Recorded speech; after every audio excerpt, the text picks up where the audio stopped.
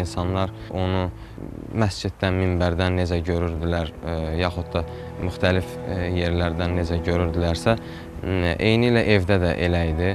Bizim hər birimiz üçün bir nümunə idi. Elə düşünürdü ki, o ağrı onun mədəsindəndir.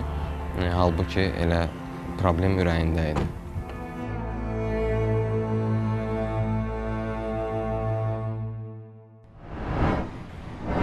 Bura hər dəfə gələndə çox hörmətli bir tanışımı yad edirəm.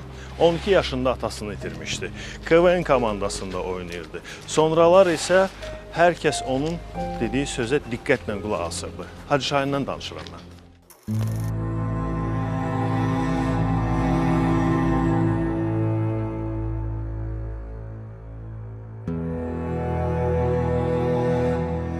Şahin Hüseyin oğlu Həsənli 7 iyul 1974-cü ildə Bakı şəhəri Yasamal rayonunda dünyaya gəlib. Atası iqtisadçı, anası müəllim olub. Əkiz qardaşı ilə o evin kiçik uşaqları olublar. Onun ailəsi Yasamalda məşhur müəllimlər binasında yaşayıblar.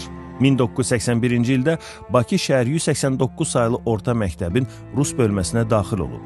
Orada məktəbdə oxuyan zaman Şən və Hazır Cavablar komandasının üzvü olub. Atasını erkən yaşlarında itirir. 2001-ci ildən Bakı şəhəri Nəsimi rayonunda yerləşən Məşəd Dadaş məscidində imam vəzifəsini icra eləyib. 1998-2001-ci illərdə təsisçilərindən olduğu İkmal Gənclər Birliyinə sədrlik eləyib. Rəhbərlik etdiyi qurum ölkənin müxtəlif rayonlarında nümayəndəliklər açıb. Ümumrespublika miqyasında müxtəlif tədbirlər keçirib.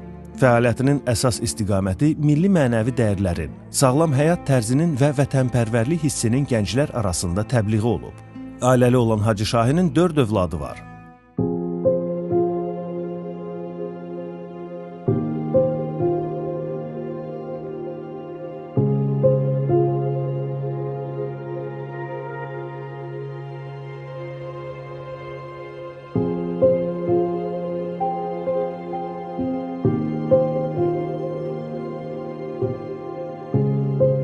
Hacı Şahin 2 mart 2023-cü ildə səhər saatlarında ürək tutmasından dünyasını dəyişib.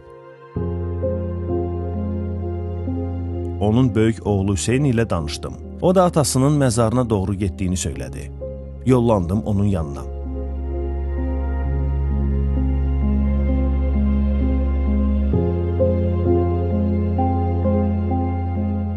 Hacı Şahin xoşbəxt ailə modeli, hardan başlamalı, Yaradılışın Hədəfi adlı kitabların müəllifidir. Bəs Xoşbəxt Ailə modeli kitabını yazan bir insan bu modeli yarada bilmişdi? Hacı özü dəfələrlə bu haqda danışıb öz çıxışlarında. Hacı deyirdi, insan sosial varlıqdır və mümkündür insan bir sıra dostlarla, tanışlarla ünsiyyətdə özünü gizlədə bilsin, hətta bəzən riyakarlıq belə olur. Amma ailədə bu qeyri-mümkündür.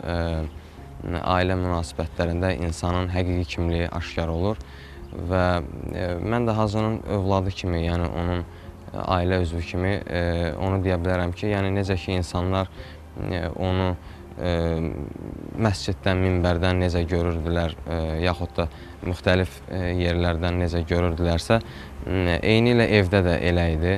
Bizim hər birimiz üçün bir nümunə idi və həm ata kimi, həm də dost kimi münasibət yaratmışdı bizlə. Mən özüm şəxsən gündəlik həyatımda baş verən hadisələrlə, ümumiyyətlə hər bir şeyi rahat bir şəkildə onunla bölüşə bilirdim. Yəni bu imkanı yaratmışdı bizim üçün.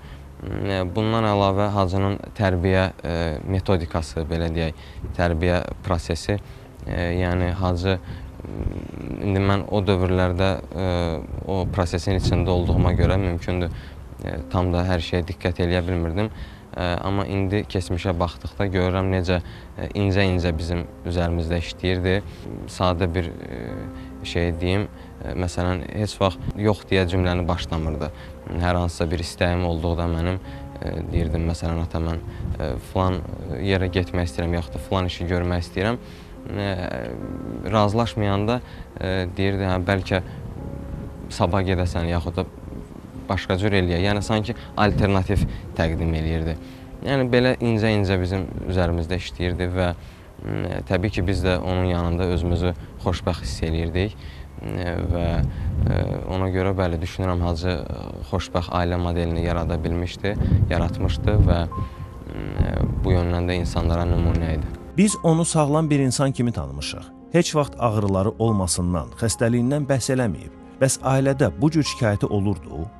Bəli, olub şikayəti elə son günündə olmuşdu.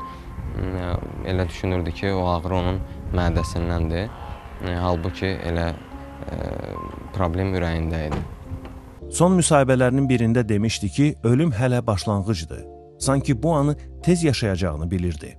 Böyük insanlar bəzi hallarda öz öləcəklərini hiss eləyirlər və hətta bəzən dəqiq tarixi belə bilə bilirlər. Amma mən Hacı ilə heç zaman bu haqda danışmamışam. O da heç zaman bu barədə söz açmayıb. İndi siz dediniz, o son müsahibələrinin birində ölümün hələ başlanğıc olduğunu qeyd edib və nəinki o müsahibədə, ümumiyyətlə hər zaman Hacı dünya həyatının müvəqqətiliyini və əbədi həyatın varlığını xatırlayıb və xatırladırdı. Odur ki, hətta bir dəfə yadımdadır, Hacı 1-2 günlük bir səfərdə idi. Mən ona yazmışdım ki, sən bir gün yoxsan şəhərdə, mənim üçün hər şey sönüb. Dedim ona ki, Allah eləməsin, indi sənə bir şey olsa, onda mən nə hisslər keçirdərəm. O ilk öncə xoş sözlər demişdi mənə, əzizləmişdi məni. Amma sonunda bildirmişdi ki, bu həyatda hər bir şeyə hazır olmaq lazımdır və gec-tez biz hamımız bir-birimizdən ayrılacağıq və gec-tez də bir-birimizə qovuşacağıq. Bu həyatı insan olduğu kimi dəyərləndirib, reallığı olduğu kimi dəyərləndirib tanısa, o zaman bir qədər soyuqqanlı olar və hadisələrə düzgün reaksiya verə bilər. Bəli, Hacı ölümü elə başlanğıc hesab eləyirdi. Onu son mənzilə yola salan insanların ardı arası kəsilmirdi. Bu sevgi necə yaranmışdı? Bəli, Hacı özü bir dəfə xütbələrinin birində bu haqda danışıb. Hacı deyirdi, bəzən Allah dostları Allahla xəlvət bir münasibət yaradırlar və qəlblərsə məhz Allahın əlindədir. Qəlbə nəyisə əmr etmək qeyri-mümkündür. Qəlbləri idarə edən Allahdır və Allah dostları da bəzən xəlvət, məhrəm bir münasibət yaradırlar Allahla və Allah da məhz o dostlarının sevgisini digər insanların qəlbində yerləşdirir və insanlar özləri də bilmədən o Allah dostlarını sevirlər. Bundan əlavə Hacı özü insanları sevirdi ilk öncə. Mən dəfələrlə bu haqda danışmışam. İnsanları şərtsiz sevirdi və insan olduqlarına görə sevirdi. Ümumiyyətlə, Allahı sevən hər bir şəxs Allahın yaratdığı hər bir varlığı, hər bir şeyi sevir. Odur ki, düşünürəm elə bu iki səbəbdən idi ki, insanlar Hacını bu qədər sevirdilər. Bircə onu bilirəm ki, o indi həyatda olmasa da, amma onu sevənlər bundan sonra da sevəcək. Hər zaman da xatırlayacaqlar.